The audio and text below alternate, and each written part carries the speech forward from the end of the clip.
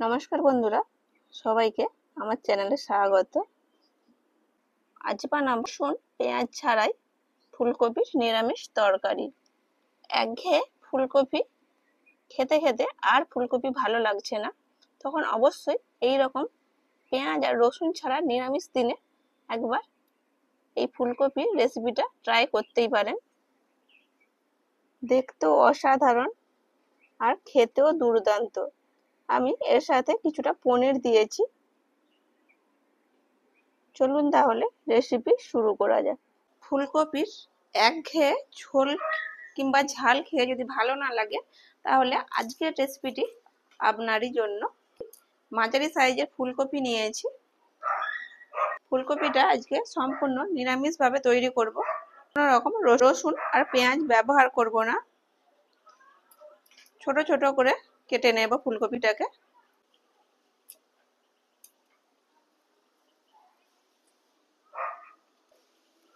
এইভাবে ছোট ছোট টুকরো করে কেটে নিয়েছি। এইবার এই ডাঁটিগুলো এইভাবে একটু কাট লাগিয়ে নেব।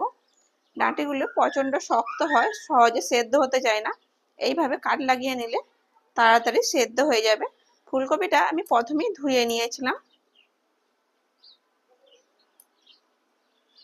সবগুলি কাট লাগিয়ে নিয়েছি।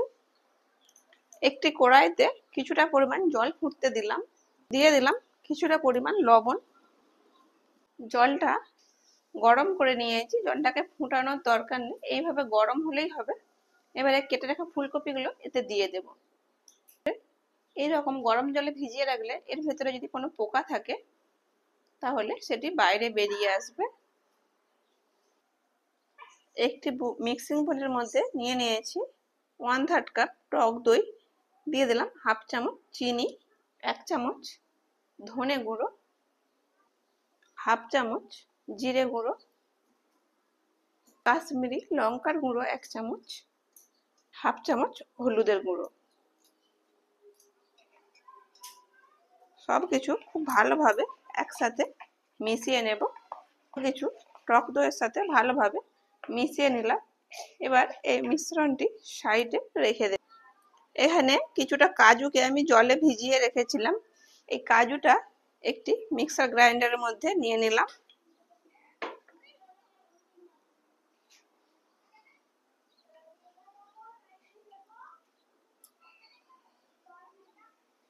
এখানে 1 চামচ চার মগজ আর 1 চামচ পোস্ত নিয়েছি। এটাকে এই কাজুর সাথে দিয়ে বেটে দেব। কাজু বাদাম, পোস্ত আর চার মগজটা এইভাবে বেটে নিয়েছি। থেকে যে মশলাটা তৈরি করে রেখেছিলাম, এইবারে এর মধ্যে এই কাজু বাদাম, চার মগজ আর পোস্তর বাটাটা দিয়ে দিলাম। এই মিক্সারে জারটাকে ধুয়ে অল্প একটু জল দিয়ে দেব। ভালো করে মশলাটা মিশিয়ে নেব একসাথে।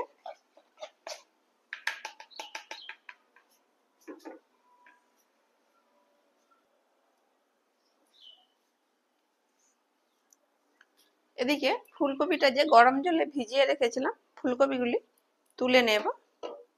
তরকারিতে আমি কিছুটা পনির দেব। এইভাবে পনিরটাকে ছোট ছোট টুকরো করে কেটে নেব।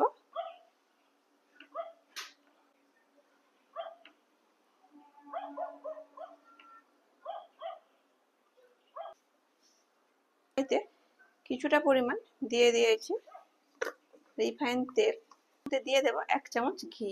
এই ঘিটা দেওয়ার জন্য খুব সুন্দর একটি গন্ধ আসবে এই ফুলকপির তরকারি থেকে। পনিরগুলো দিয়ে প্রথমে ভেজে নেব।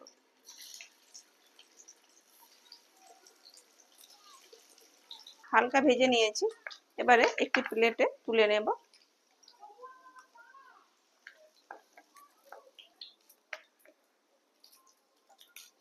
ভেজে তুলে নিয়েছি। আগে থেকে যে ফুলকপিটা জল ঝরিয়ে রেখেছিলাম, এবারে এই তেলের মধ্যে দিয়ে ভেজে নেব। ফুলকপিটা হালকা আঁচে নেড়ে চেড়ে ভালো করে ভেজে নিতে হবে। ফুলকপিটাকে ভালো করে ভেজে নিতে হবে। অবশ্যই ফুলকপিটাকে ভালো করে ভাজতে হবে, তা না হলে এই তরকারির স্বাদ কিন্তু ফ্যাকাশে হয়ে যাবে। ফুলকপিটাকে একটু সময় নিয়ে ভেজে নিতে হবে। ফুলকপিটা ভাজা হয়ে গেছে। আগে থেকে যে মশলাটা রেডি করে রেখেছিলাম তার মধ্যে দিয়ে দেব।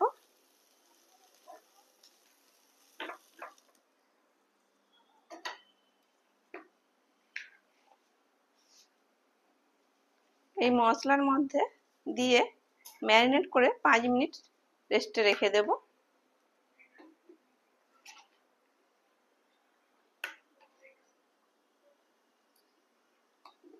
সমস্ত মশলাটা ফুলকপির সাথে খুব ভালোভাবে মাখিয়ে নিয়েছি। এইবার ঢেকে কিছুক্ষণ রেস্টে রেখে দেব। 10 মিনিট হয়ে গেছে। কিছুটা রিফাইন তেল, আমি এখানে রিফাইন তেলে রান্নাটা করেছি। মধ্যে দিয়ে দেব অল্প একটু ঘি।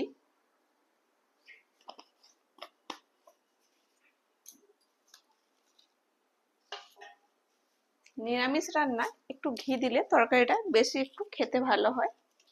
দিয়ে দিলাম একটি তেজপাতা, একটি শুকনো লঙ্কা, গোটা গরম মশলা দিয়ে দিলাম,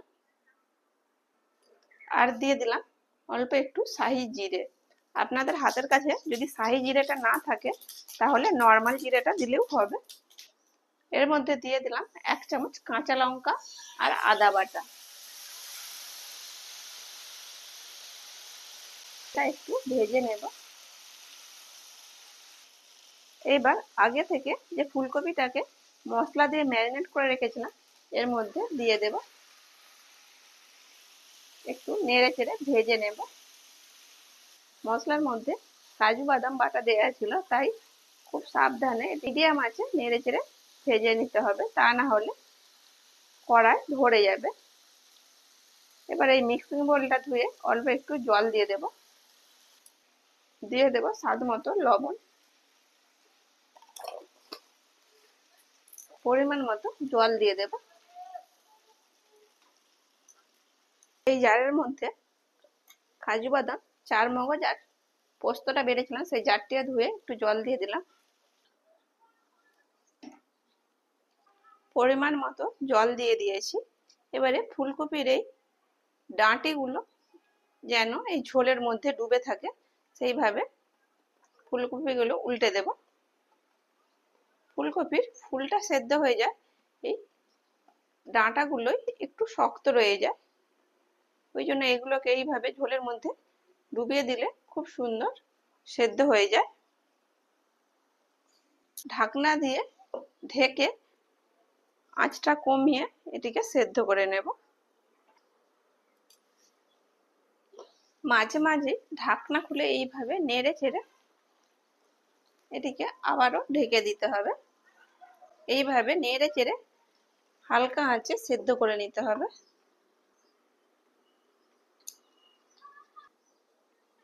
এবার ঢাকনা খুলে দেখে নেব ফুলকপিগুলি সেদ্ধ হয়েছে কিনা। আগের থেকে গ্রেভিটা অনেকটাই ঘন হয়ে গেছে।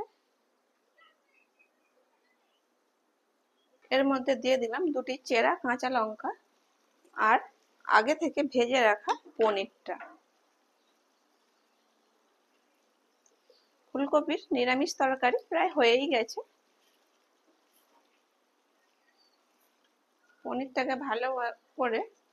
পনিরটাকে ঝোলের মধ্যে ভালো করে ডুবিয়ে দেব।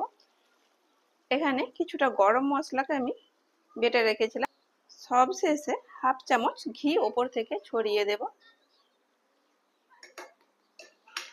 এটা চাইলে আপনারা দিতেও পারেন, আবার নাও পারেন। গ্যাসের চুলা অফ করে দেব, ঢেকে কিছুক্ষণ রেস্টে রেখে দেব। নিরামিষ তরকারিটা রেডি হয়ে গেছে। দেখতেই অপূর্ব হয়েছে আর খেতেও অসাধারণ। গরম গরম ভাত, রুটি কিংবা পরোটা কিংবা রাইস সবকিছুর সাথে নিরামিষ এই ফুলকপির তরকারিটা খেতে দারুণ লাগে। রেসিপিটা ভালো লাগলে লাইক, শেয়ার, কমেন্ট করবেন এবং সাবস্ক্রাইব করে আমাকে সাপোর্ট করবেন। এতক্ষণ আপনাদের মূল্যবান সময় নিয়ে ভিডিওটা দেখার জন্য অনেক ধন্যবাদ।